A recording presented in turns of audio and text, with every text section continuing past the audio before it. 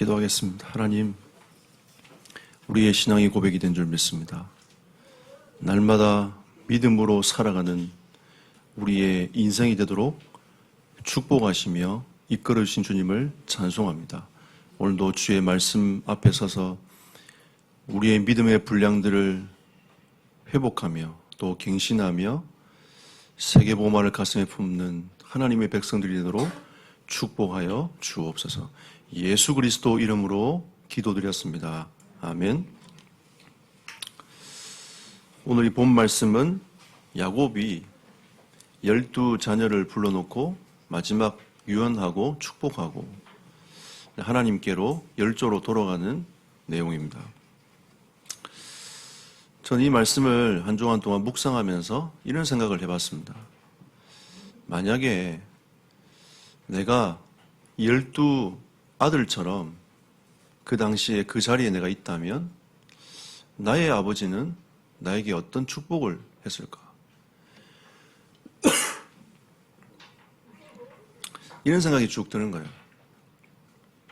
르우벤부터 시작해서 베냐민까지 그 아버지가 가슴에 담고 있던 그 메시지를 쭉 풀어서 또 그 아이들의 인생과 함께 풀어가지고 말을 하면서 축복하기도 하고 이런 얘기들을 쭉 이렇게 진행되는 것들을 보면서 나는 어떤 사람일까? 이런 생각들을 굉장히 많이 해봤습니다. 그러면서 계속 이 말씀 묵상하는데 그래 맞아. 오직 하나님의 은혜와 복음 아니고는 살아갈 수 없는 인생이 아닌가 이런 생각이 들었습니다.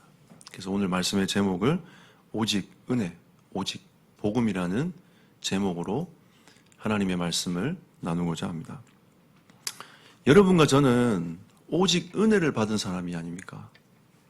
우리가 하나님 주신 은혜 앞에 머물러 있어야 진짜 하나님의 것을 우리가 구하고 발견하고 하나님의 것을 쫓아갈 수 있습니다. 여러분은 불신자와 달라요. 여러분이 복음 받기 전의 삶과 지금의 삶은 다릅니다. 방법 자체가 달라요. 하나님은 우리에게 하나님의 자녀로 살아가도록 은혜를 주셨고 이제는 하나님의 자녀의 방법으로 여러분과 제가 살아가야 됩니다. 현장에서 말하고 있는 그 사람들의 방법으로 살아가는 것이 아니고 하나님의 말씀으로 살아가는 사람이 하나님의 백성인 겁니다. 그래서 여러분과 저의 인생은 하나님의 은혜로 또 하나님의 말씀으로 살아가야 될 줄 믿습니다. 오늘 하나님의 은혜가 먼저 여러분 가슴 속에 임하는 시간 되기를 예수 이름으로 축복합니다. 자, 우리는 복음 받기 전의 삶을 한번 생각해 봅시다. 에베소 2장 1절에 보니까 허물과 죄로 죽어있던 상태라고 성경은 분명히 말하고 있습니다.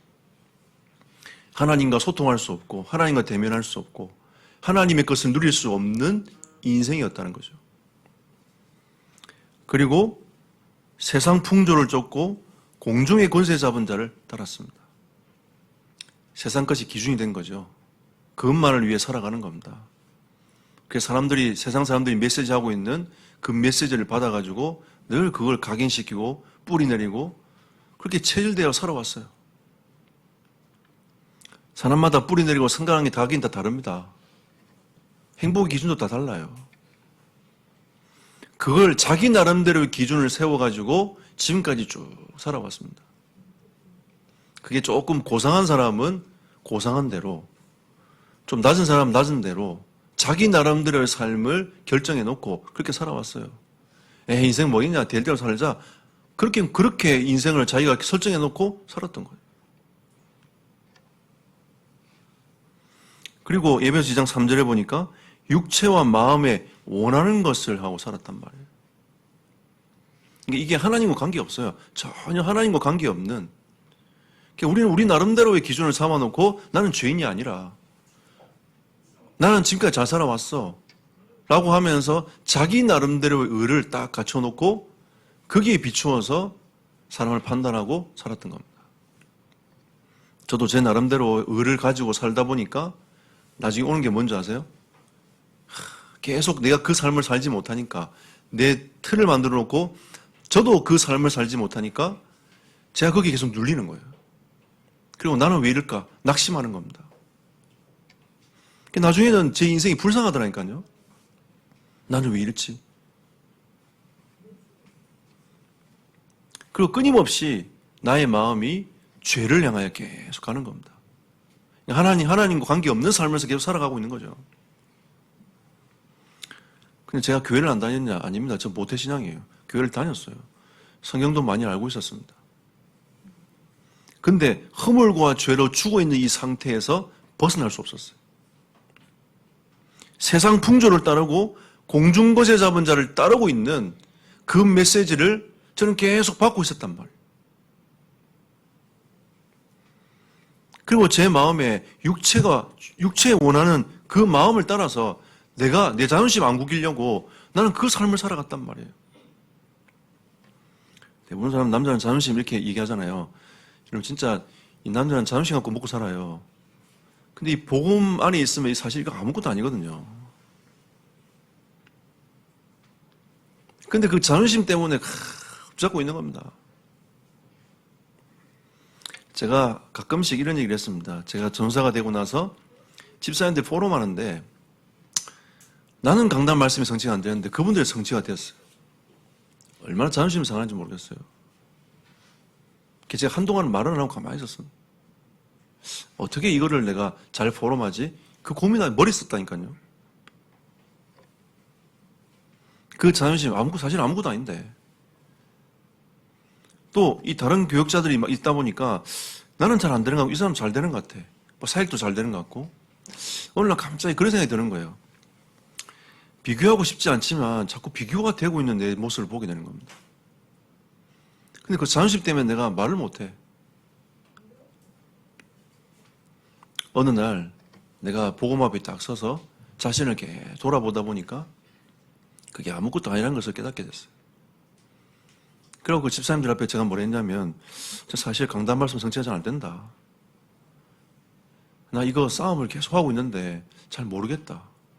말씀의 은혜는 되는데 그 은혜 되는 그 말씀이 나의 삶하고 별로 적용이 안 되고 관계가 없는 거예요. 여러분 저는 어릴 때부터 예배를 드렸기 때문에 예배를 어떻게 드려야 되는지 알고 있습니다. 그리고 일찍 가서 내가 그 하나님 앞에 예배를 어떻게 되는지 어떤 자세를 갖고 살아가야 되는지 목사님들을 통해서 배웠어요.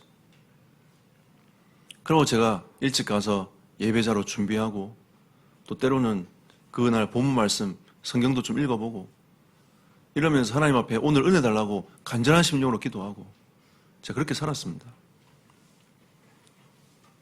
근데 나중에 이 자존심하고 부딪히니까 이게 내려놓아지지 않더라고요. 그리고 제가 하나님 앞에 복음 앞에서 인생을 내려놓기 시작했습니다. 그때부터 하나님이 제 마음속에 계속 다른 은혜를 부어주시면서 하나님의 말씀이 나를 통하여 인도되어져 가도록. 여러분 그거 좀 신기하지 않아요? 어떤 사람은 말씀을 딱 받으면 그 말씀이 마음에서 살아 움직여요. 우리는 말씀을 딱 들을 때 듣고 나면 말씀이 뭐였더라? 라고 돌아서면 까먹는단 말이죠. 왜 그럴까요, 여러분? 그게 영적 상태예요. 말씀이 떨어지는데 어떤 사람이 그 말씀이 돌짝밭이라 새가 와서 다 쪼가 먹어버린 겁니다. 은혜는 받아. 근데 이게 뭔가 내 인생이 변화되지 않는 것 같아. 그게 가시 등굴에 쌓여있는 내 마음의 상태인 거죠. 은혜 받고 하나님이 축복하실 만하면 그 상처에 또 붙잡혀버리고 또 은혜 받고 힘 얻을 만하면 또 그 상처 때문에 내려앉아버리고.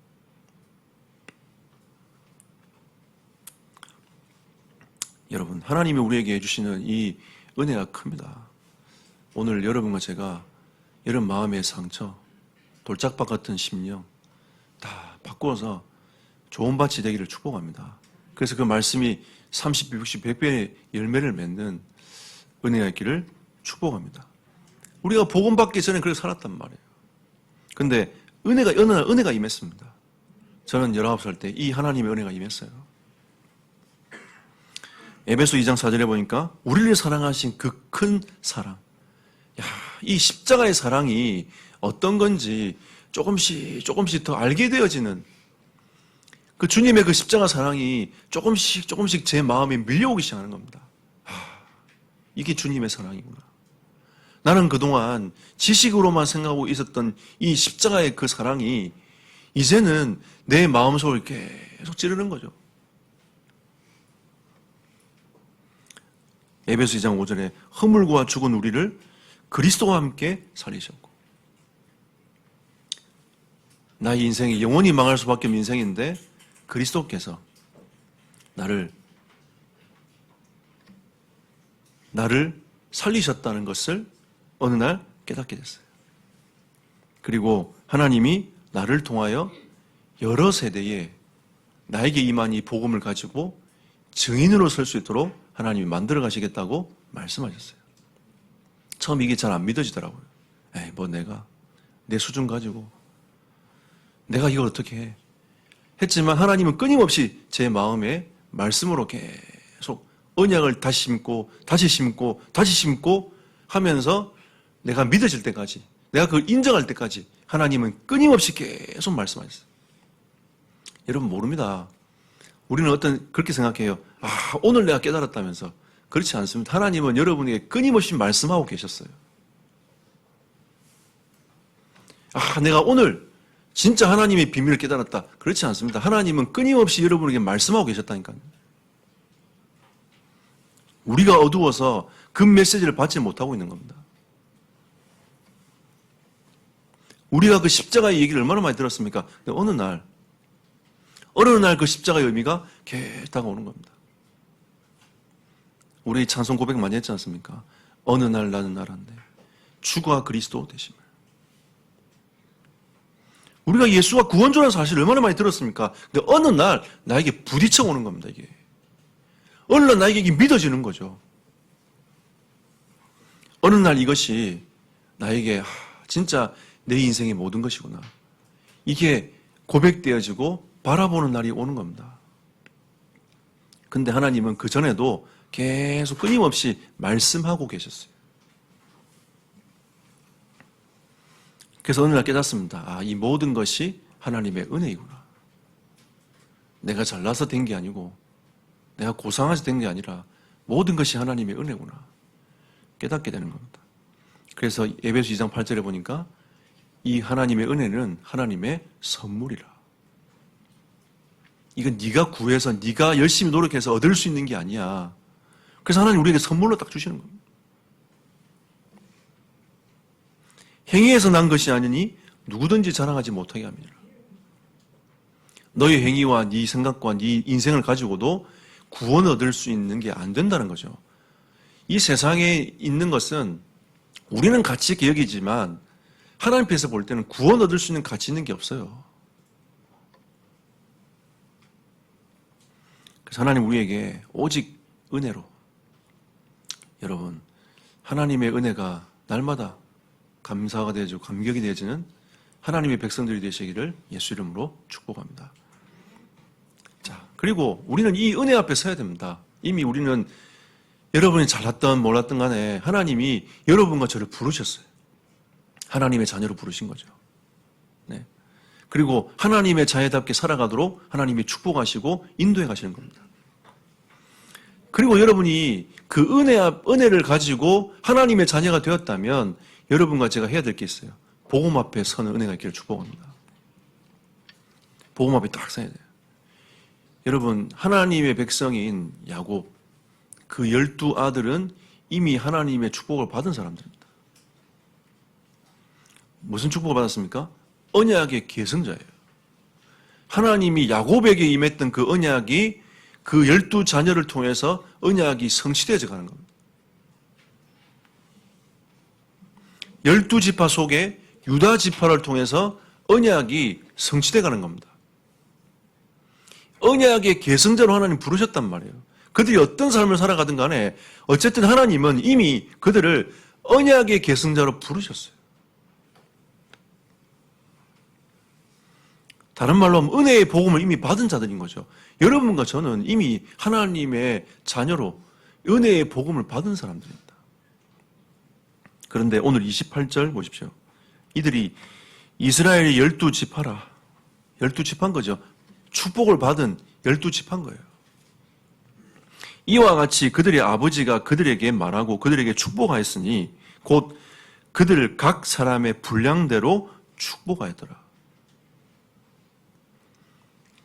믿음의 분량대로 축복한 겁니다. 여러분 잘 보시면 오늘 제가 12지파의 이름을 다 거론한 이유가 있습니다. 이거를 이렇게 할까 저렇게 할까 고민을 엄청나게 많이 하다 그냥 전체를 다 얘기를 한번 해보자. 르우벤은 어떤 사람이었습니까? 장자 아닙니까? 이스라엘 백성들은 장자에게 2배의 축복을 줘가지고 그 가문을 이어가도록 쭉 만들어갑니다. 근데 이 르우벤은 장자의 축복을 놓쳐버렸어요. 아버지의 침상을 더럽힌 사람입니다. 장자의 특권을 놓쳤단 말이에요. 여러분, 이 말은 언약의 계승자로서의 자격이 없다. 그 말이 아니라 이미 우리는 언약의 계승자로 자격을 얻었단 말이에요. 믿음의 분량대로 보면 이 르우벤이 살았던 인생 자체가 장자로서의 그 축복을 누리지 못했다는 겁니다. 장자의 축복을 받았지만 그 특권을 두 사람에게 빼앗겨 버렸어요. 육신적으로는 요셉에게 빼앗겼고 영적으로는 유다에게 빼앗겨 버린 겁니다.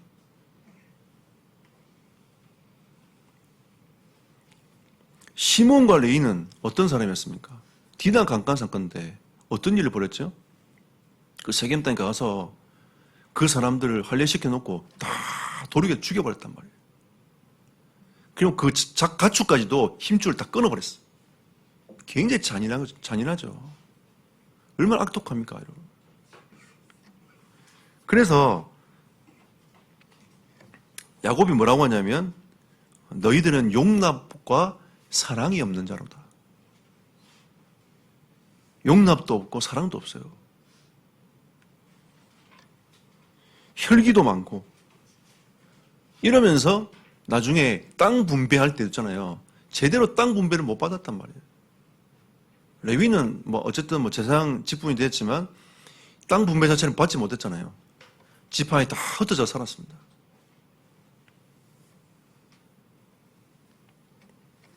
유다는 어떤 인물이었습니까? 형제를 설득했습니다. 요셉을 죽이지 말자. 이들을 살려두자. 설득했어요. 그 이미 유다입니다. 아버지를 설득했어요. 아버지, 베냐민을 데리고 제가 애굽을 갔다 오겠습니다. 아버지 걱정하시는 거 내가 걱정되지 않도록 하겠습니다. 이랬던 인물이 유다였어요. 근데 이 유다에 대해서 굉장히 많은 절을 할애하면서 야곱이 축복합니다. 메시아의 언약도 얘기하죠. 그 영육의 풍요에 대해서 마음껏 축복합니다. 그게 유다였어요. 스불론은 그냥 지나갑니다. 네가 시돈과 함께 시돈을 향하여 무역과 상업을 할 것이다. 아버지에게도 그냥 대충 넘어가는 인생이었던가 봐요. 별로 이렇게 크게 이렇게 딱 들어온 게 아닌. 그리고 이사갈 14장 15절에 보면 이 이사갈은 힘센 지파였던가 봐요.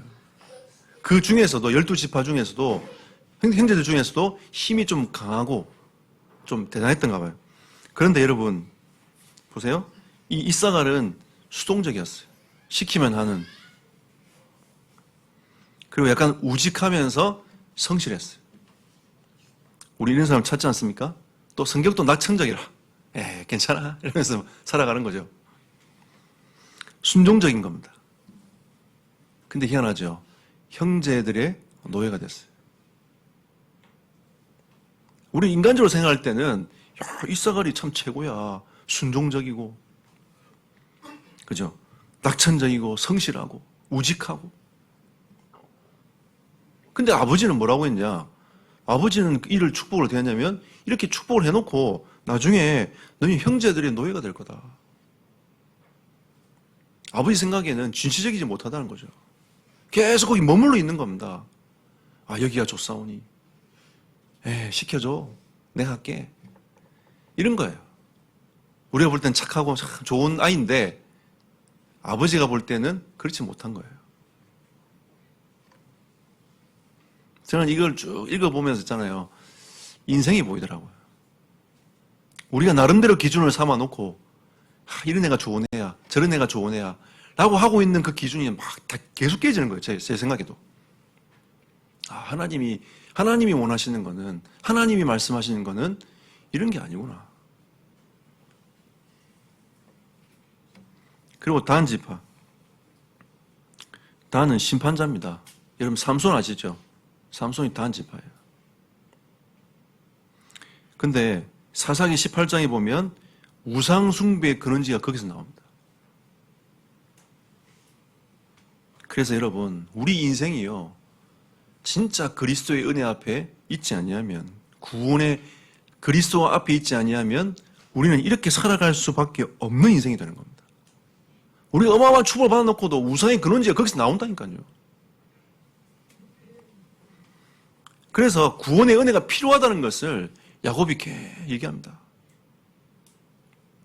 여러분, 우리 인생은요, 이렇게 살든 저렇게 살든 진짜 하나님이 우리를 구원하신 그 구원의 은혜가 우리에게 필요해요.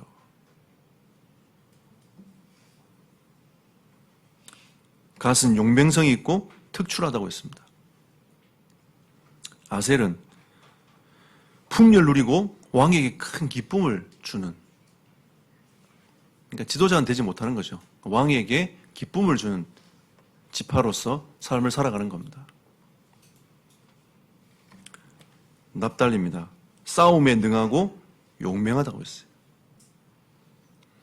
근데 납달리를 가만히 보면 납달리 이 지파의 지역이 갈릴리 지역이란 말이에요.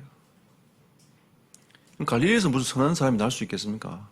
근데 이게 하나님의 말씀이 어디서 성취가 되고 이루어지냐면 예수님 시대 때 이 말씀이 이루어지고 성취가 되는 겁니다.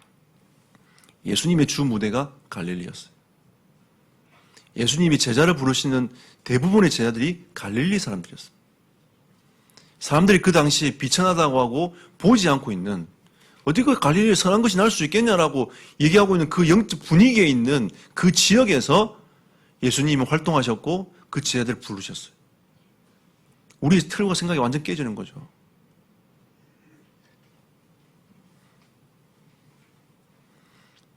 여러분, 미국만 세계복음 할 수 있는 게 아닙니다. 미국은 강대국이고 하지만 하나님이 이 조그마한 조선을, 대한민국을 하나님 택해가지고 세계복음화의 일들을 하고 계십니다. 자, 우리가 그렇게 보면 이 공주 땅, 대한민국 그 조그만 땅 안에서 공주, 사람들이 잘 몰라요. 제가 한번 제가 공주에서 목회하고 있습니다 했더니 혹시 그 전라남도에 있냐면서 저한테 누가 물어보더라. 사람들 인식 자체가 공주는 없어. 요즘 사람들 계속 오니까, 공주에 막 사람들이 오니까, 아, 공주가 여기 있구나. 생각보다 가깝네요. 막 이러면서 와요. 그래, 가깝죠. 서울도 1시간 반이면 가고, 버스로. 그죠? 광주도 2시간이면 가고. 와, 그렇게 멀리 가냐? 아닙니다, 여러분. 가까운 거 2시간 가깝습니다, 여러분. 먼 곳 아니에요. 여러분, 중국을 살아봐야, 아, 이 나라는 참 행복한 나라구나, 이렇게 생각이 들 수 있어요. 우리 중국 갔다 온 랩런트 있는데, 제가 이불로 지난번에 중국 가가지고 20시간 정도를 기차를 태웠어요. 가끔씩 있잖아요. 그 기차 타고 가는 그 자체가 애들하는 게 생각이 깨지는 거예요. 그 버스를 타고 연길에서 장충까지 버스 타고 이제 버스 길이 생겨가지고 그 5시간, 6시간을 내려가는데 끊임없는 옥수수 밭이 나오는 거예요. 처음에 저는 저거 누가 다 먹나? 이렇게 생각했거든요. 생각해보면 중국 인구가 15억이라. 아, 그래. 그렇지. 근데 진짜 저거를 누가 언제 다 저거 다 경작하고 있나? 보고 있으면요. 기계 안 하고 사람이 다 하고 있어요. 그래 갔다가 다시 버스 올라오잖아요. 그럼 어느 정도 이게 돼 있어. 와.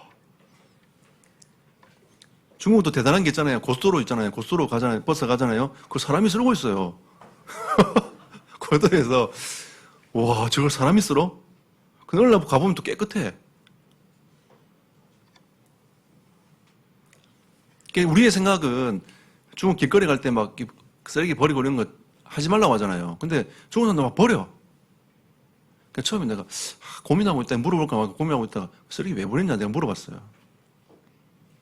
그랬더니 뭐라냐면 인구가 워낙 많으니까 그 버려줘야 사람들이 일하는 사람들이 그 죽는데요. 그러니까 그 사람들이 일거리가 된다는 거죠. 그 사람들 계속 버린대. 우리가 생각이 다르지 않습니까? 네. 그죠? 이 생각이 달라. 이게 문화재가 다른 거예요. 우리는 버리면 안 돼. 이러는데, 버려. 제가 제일 처음에 충격받은 게 뭔지 아세요? 우리 미주자 대학생 때 같이 기차를 타고 쭉 내려가는데, 이 사람들이 라면을 먹다가 했잖아요. 열고 그냥 버리는 거예요. 얼마나 내가 문화 충격 받았는지, 오, 주 예수. 이러면서 엄청난 문화 충격 받았어요. 그냥 이 문 열고 그냥 버려. 해바라기 씨도요, 땅이 계속 버리는 거예요. 아무도 뭐라는 사람이 없어. 차장이 와가지고 나중에요, 때가 되니까 다 쓸어요. 다 청소하는 거예요. 나는 처음에 떨어지니까, 떨어졌다면서. 이렇게 막 조바심을 냈는데, 나중에 같이 버리고 있어요. 계속 같이 버리고. 한국 오기가 너무 불편한 거예요. 해외 갔다 한국 들어오잖아요. 불편한 게 굉장히 많아요. 이거, 우린 다 셀프잖아요. 근데 외국은 안 그렇거든요. 그냥 두고 나와. 이러다가 한국 오면 두고 나오려다가 아니지 이러면서 딱 주고 이렇게.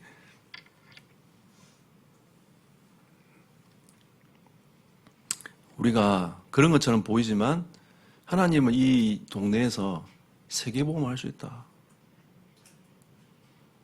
저는 이 시골에서 공주에서 세계복음화의 제자들이 나올 거라고 믿습니다.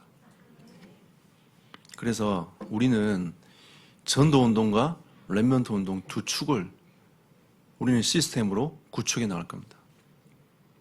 그러면서 그 안에 치유사역을 담아낼 겁니다. 이게 크게 보이든 작게 보이든 우리는 하나님이 우리에게 주신 미션대로, 비전대로 해나갈 겁니다. 2021년도는 그 응답을 정리하는 한 해가 될 것입니다. 우리가 그렇게 그릇을 준비하고 딱 시스템을 갖춰야 하나님 부어주세요. 부어도 새버리면 어떻게 그걸 담아낼 수 있겠습니까? 그러니까 우리는 거기에 대한 그릇을 딱 준비하는 2021년도가 될 것입니다. 여러분 지금까지 살아온 거 다 깨세요. 그리고 여러분이 새로운 그릇을 딱 준비해서 담을 준비를 딱 하십시오. 그런 시스템을 갖춰놔야 후대들이 올라오면서 계속 응답을 받습니다. 우리가 그 시스템을 놓쳐버리면 후대는 계속 방황해요. 오늘 아침에 앉아서 기도하는데 어릴 때 생각이 나더라고요. 제가 주일학교 때 참 괜찮다고 생각했던 친구 한 명 있었는데 그 친구 집이 굉장히 가난했어요. 이만한 쪽방에 어머니하고 둘이 사는 겁니다. 그러니까 마음이 좀 짠하더라고요. 늘 가서 누구야 가자 교회 가자 이래가지고 교회를 항상 데리고 갔어요. 근데 어느 날 중학생 되니까 얘가 교회를 안 나오는 거예요. 얘가 나쁜 쪽으로 계속 빠지는 겁니다. 아침에 그 생각이 나요. 기도하고 있는데 하나님 진짜 우리 아이들 놓치지 않도록 은혜를 부어달라고 제가 하나님에게 그 기도를 했습니다. 하나님 우리 인생이 한 번밖에 없는 인생인데 우리가 르우벤처럼 또 시몬과 레이처럼 살면 되겠습니까? 우리의 믿음의 분량을 키워서 진짜 하나님의 축복을 받는 응답을 받는 유다처럼 이런 응답을 받아야 되지 않겠습니까? 요셉처럼 이 응답을 받아야 되지 않겠습니까? 하나님 우리 믿음의 분량의 그릇을 넓혀주십시오. 제가 하나님 아침에 앉아서 계속 그 기도를 하나님께 드렸습니다. 오늘 요셉 보십시오. 다산과 풍조입니다. 많은 대적들을 능히 이겼다고 했어요. 그죠? 형들도 요셉에겐 대적이었어요. 그죠? 노예 생활할 때도 수많은 사람이 대적이었어요. 자기를 인정해줬던 사람들도 대적이었어요. 요셉의 길도 평탄하지 않았습니다. 근데 하나님은 요셉이 그 모든 것을 능히 이길 수 있는 영적 힘을 허락하신 겁니다. 그리고 하나님께서 보호하셨어요. 야곱이 얘기합니다. 나를 그렇게 보호하셨던 것처럼 너도 나의 하나님이 너를 그렇게 보호해 오셨고 보호해 가실 것이다. 이렇게 얘기를 합니다.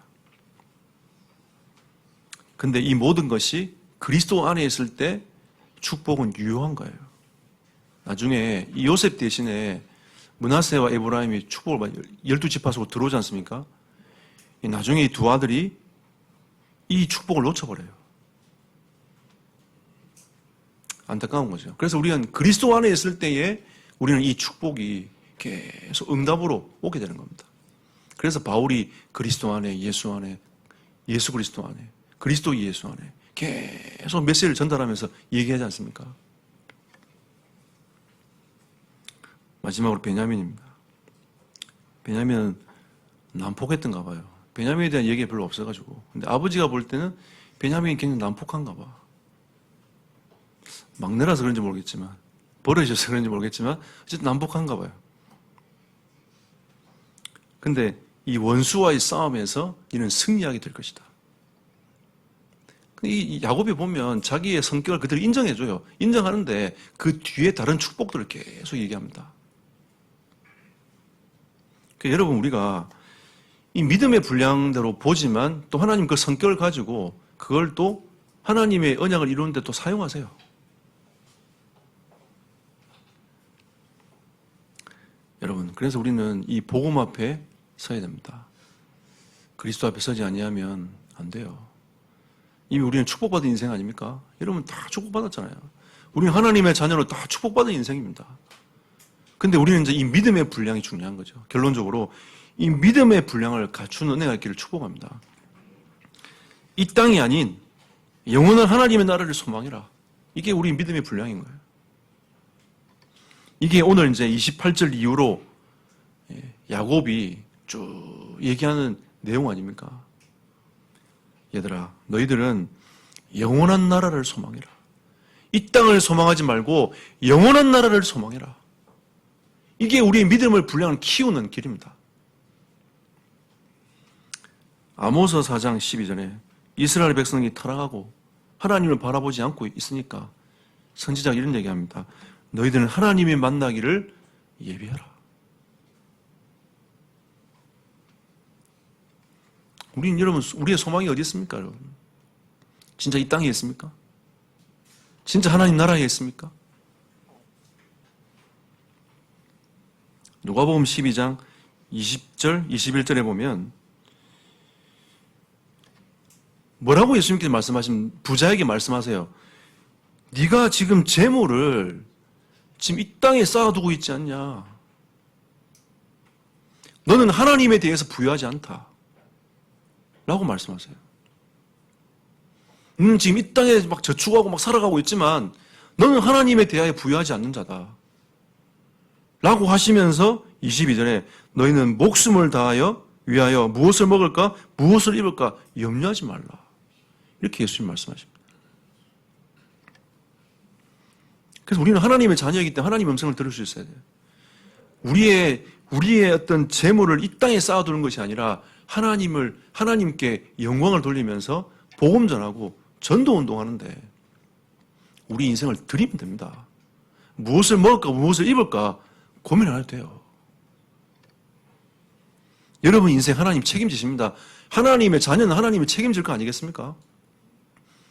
여러분 인생 어떻게 살든 그게 중요한 게 아니라 하나님은 여러분 인생을 일단 근본적으로 책임지게 돼 있어요.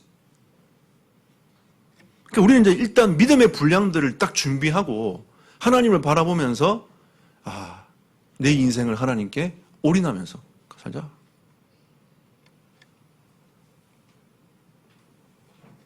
그러면서 야곱은 자기 미래에 대한 확신에 대한 얘기를 합니다. 나 이제 갈 거다. 하나님은 가나안 가게 할 거니까 내 해골, 내 이 장례를 여기서 치지 말고 가나안 가서 해라. 얘기해버려요. 그럼 막벨라고 살았으니까 내가 거기 장사해. 우리 조상들이 쭉 이렇게 돈 주고 샀으니까 사놓은 땅이니까 그게 분명히 있을 거야. 이렇게 하면서 자기들에게 얘기를 합니다. 주님 오실 날이 주님 오실 땅이니까 메시아가 오실 땅이니까 나도 거기 가서 묻히겠다는 거예요.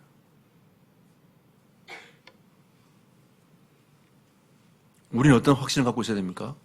세계복음화. 이 확신 갖고 있어야 됩니다. 천국 복음은 땅까지 증거될 것입니다. 5천 종족에게 이 복음은 증거될 것입니다. 어떤 상이 오든지 2, 3, 7 나라에게 복음이 증거될 것입니다. 이 하나님 언약이에요. 우리는 그 일을 향하여 걸음을 걸어가는 겁니다.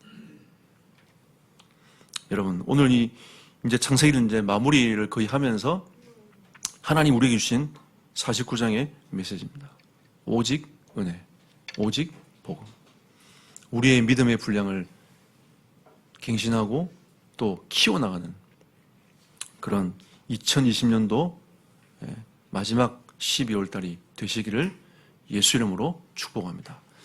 합심으로 기도합시다. 하나님, 오늘 이 말씀이 나에게 주신 하나님의 은혜가 가득하게 하시고 오직 복음으로 나를 살려내며 하나님의 나라를 이룰 수 있는 인생이 되게 하시고 믿음의 분량들을 키워나가는, 갖추는 나의 인생이 되도록 인도해달라고 합심으로 기도하도록 하겠습니다.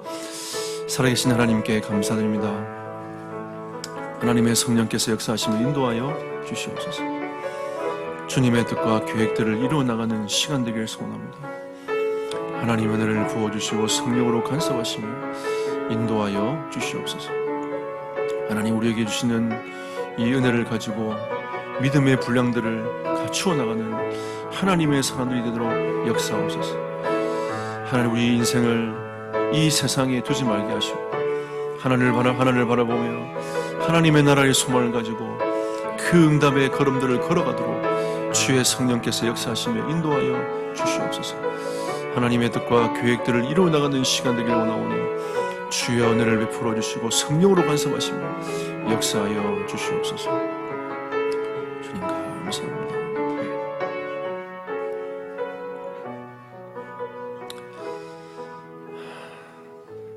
주님 은혜 감사드립니다. 하나님의 말씀 앞에 서서 이번 한 주간도 은혜와 복음을 가지고 우리의 믿음의 분량들을 점검하며 우리의 그릇들을 갱신해 나가는 한 주간 되도록 우리 모든 성도들을 축복하시며 인도하여 주옵소서. 예수 그리스도 이름으로 기도드렸습니다. 아멘.